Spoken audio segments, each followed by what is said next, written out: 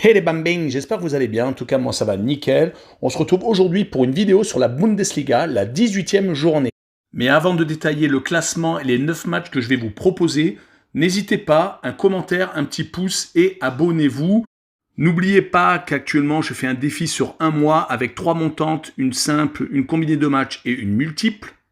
Que je fais mes débriefings sur Snapchat et sur Instagram et que je réagis énormément à vos commentaires et que j'essaye d'améliorer mes vidéos au maximum. En tout cas, merci de me suivre, c'est parti. Commençons par le classement de Bundesliga. Le premier est le Bayern de Munich avec 36 points mais avec un match en retard. Le Bayer Leverkusen est second avec 32 points. Troisième Leipzig avec 32 points également mais avec une différence de moins 14 au lieu de moins 15 pour Leverkusen mais avec un match en retard également. Quatrième Dortmund avec 9 points. Cinquième Wolfsburg avec 29 points mais avec une différentielle de plus 7 alors que Dortmund a plus 11. Sixième Union Berlin avec 28. Et 7e Mönchengladbach avec 28 points et également plus 5 alors que Union Berlin a plus 12. Passons à la fin du classement. 15e Arminia Bielefeld avec 14 points. 16e Cologne avec 12. 17e Mayence avec 7. Et 18e et dernier Schalke avec 7 points aussi, mais moins 29 alors que Mayence a moins 21. Commençons l'analyse des 9 matchs qui sont Mönchengladbach contre Dortmund, gros choc d'entrée de jeu dès vendredi. Arminia Bielefeld contre Francfort, Fribourg contre Stuttgart, Bayer Leverkusen contre Wolfsburg, Mayence contre Leipzig, Augsbourg contre Union Berlin, Hertha Berlin, l'autre club de Berlin donc contre le Werder de Brême, Schalke 04, Bayern de Munich et on finira par Hoffenheim contre Cologne. Commençons par Mönchengladbach 7e qui reçoit Dortmund 4e. À domicile en 9 réceptions, Mönchengladbach, c'est une seule petite défaite mais 4 victoires et 4 nuls. 14 buts marqués et 9 encaissés. Dortmund à l'extérieur en 9 déplacements, 5 victoires, 1 nul et tout de même 3 défaites. 16 buts marqués à l'extérieur donc et 11 encaissés.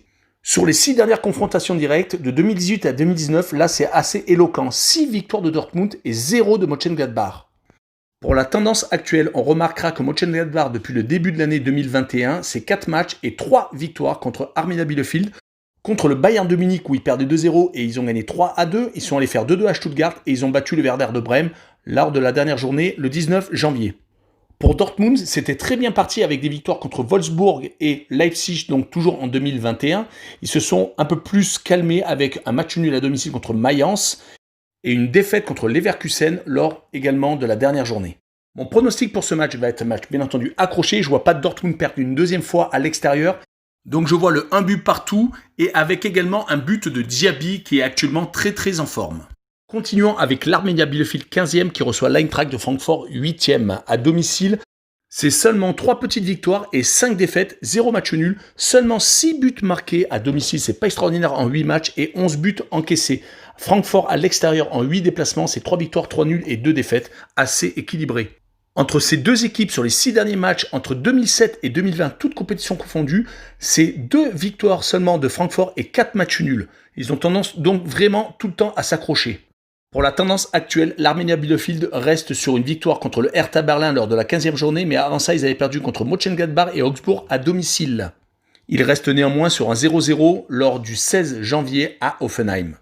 Côté Francfort, à part une défaite contre Leverkusen au dernier tour de Coupe d'Allemagne, ils sont sur une très bonne série en championnat. Ils sont sur les 12 derniers matchs sur 5 victoires et 7 matchs nuls. Leur dernière défaite remonte à une déroute totale au Bayern de Munich lors de la 5e journée, 5 buts à 0. Il est également à noter qu'ils sont sur 2 victoires consécutives à l'extérieur, à Mayence et à Augsbourg. Je vois donc une victoire de Francfort à l'extérieur 2 buts à 0 et je vois le combiné Francfort et plus de 1,5 but sur le match. Passons à Fribourg 9e qui reçoit Stuttgart 10e, 2 équipes assez proches l'une de l'autre. À Fribourg, à domicile, en 8 réceptions, c'est 3 victoires seulement, 3 nuls et 2 défaites, et tout de même 18 buts marqués, une très bonne attaque à domicile. Stuttgart à l'extérieur, c'est pas mal aussi, 8 déplacements, 5 victoires de nuls et 1 défaite, et une attaque mitraillette à l'extérieur, 21 buts marqués et seulement 9 buts encaissés. Pour la tendance actuelle, Fribourg vient de s'incliner au Bayern de Munich lors de la dernière journée, sinon il restait sur 5 victoires consécutives en championnat. Et il est également à noter que leurs 2 dernières victoires contre Cologne et Hertha Berlin ont engendré 9 buts pour les Fribourgeois. Côté Stuttgart, c'est pas non plus ridicule. Sur les 3 derniers matchs, ils sont sur une victoire à Augsbourg, un match nul contre Mönchengladbach lors de la dernière journée et une défaite à domicile avec le mérite contre Leipzig. Il est tout de même à noter que Stuttgart est capable de s'imposer 5-1 à Dortmund lors de la 11e journée il n'y a pas si longtemps que ça. Je vois donc un match nul, un but partout et je vois les 2 équipes marquées. Continuons avec Leverkusen second qui reçoit Wolfsburg 5e. À domicile, en 8 réceptions, c'est 4 victoires, 3 nuls et 1 défaite. Pour Leverkusen, 16 buts marqués, 10 encaissés.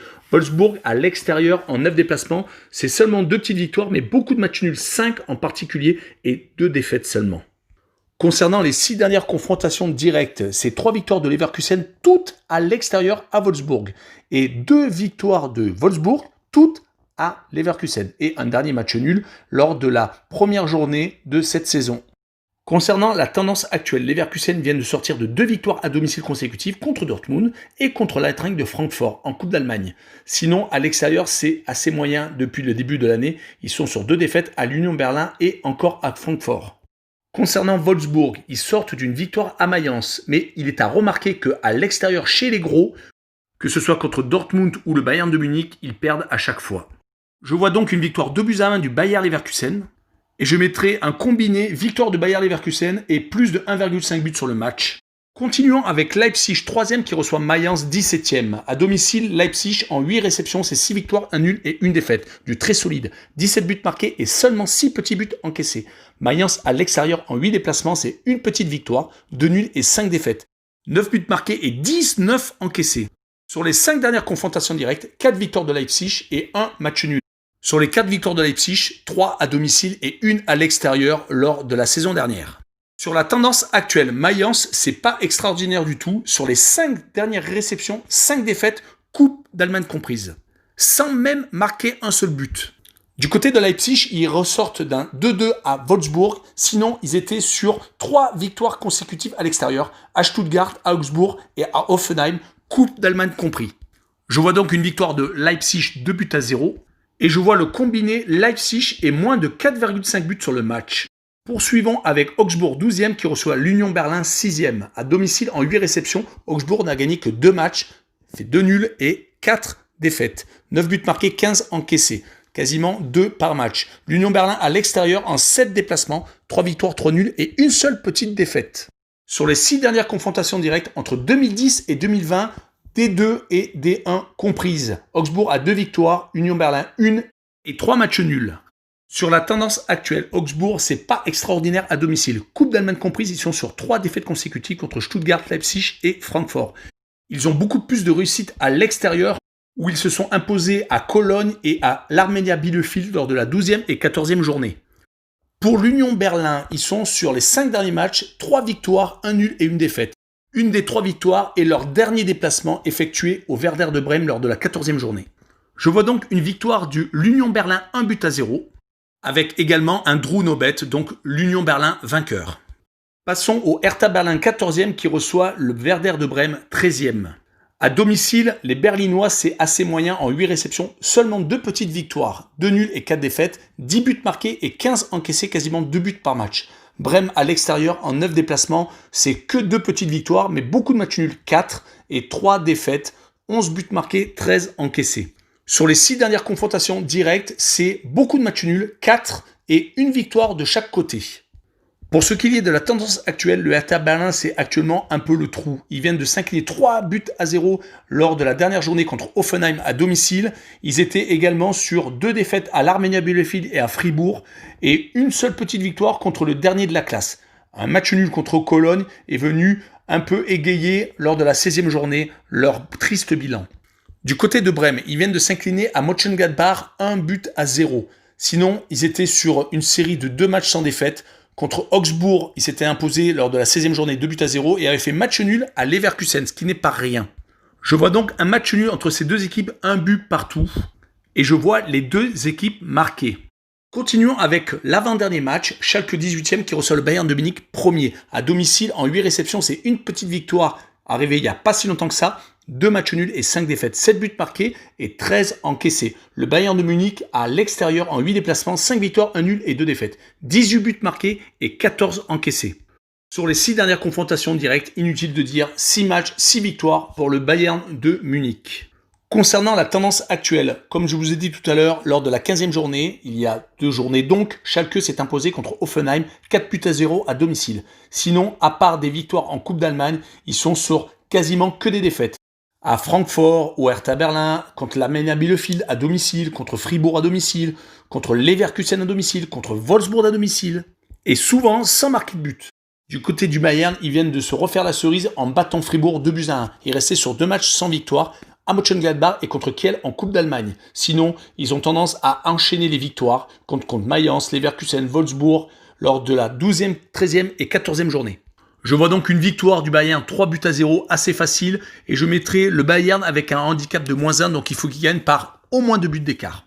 Et on finira par Hoffenheim 11e qui accueille Cologne 16e. À domicile en 8 réceptions, Hoffenheim c'est assez moyen. 2 victoires, 2 nuls et 4 défaites tout de même. Cologne c'est beaucoup mieux à l'extérieur, surtout pour une équipe 16e du classement. C'est parce qu'à domicile ils sont franchement pas bons avec 0 victoire en 9 réceptions. Ils sont en 7 déplacements, 2 victoires, 3 nuls et 2 défaites. Ils ne perdent donc pas beaucoup.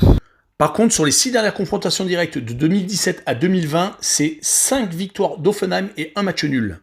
Pour la tendance actuelle, Hoffenheim reste sur 4 matchs sans victoire à domicile, Coupe d'Allemagne compris. Heureusement, ils viennent de s'imposer 3-0 au Hertha Berlin lors de la dernière journée. Concernant Cologne, ils restent sur 2 matchs sans victoire à l'extérieur contre Fribourg où ils ont pris un 5-0 il y a 10 jours et un 0-0 à Leipzig tout de même. Ça veut dire qu'ils sont tout de même capables d'accrocher des grosses équipes à l'extérieur. Malheureusement, à domicile, ils ne sont pas si bons que ça. C'est ce qui explique, je pense, leur classement. Mais je vais tout de même mettre une victoire d'Hoffenheim avec un score de 1-0 et je mettrai le moins de 3,5 buts sur le match. Voilà, on en a fini avec cette vidéo sur la Bundesliga et la 18e journée. Je vous remercie de m'avoir écouté. N'hésitez pas, il y a d'autres vidéos qui vont suivre sur les grands championnats européens. Et surtout, suivez mon défi sur un mois. Ce soir, c'est la 4e date. Je vais faire des débriefings sur Snapchat et sur Instagram. Ciao les bambins!